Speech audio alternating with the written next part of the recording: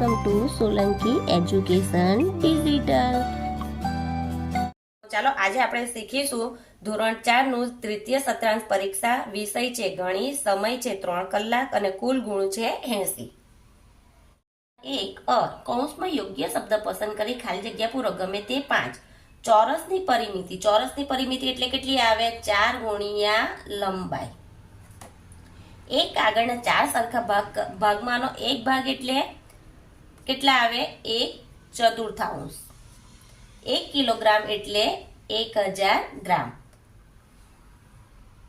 2 લીટરનો 3/4 ભાગ એટલે 2 લીટર એટલે કેટલા આવે 2000। 1 લીટર એટલે 1000 તો 2 લીટર એટલે 2000 3/4 3/4 આવ્યું એટલે 4 25 એટલે 500 500 ગુણ્યા 3 કરીએ તો કેટલા આવે 1500 એટલે આપણો જવાબ આવશે 1500।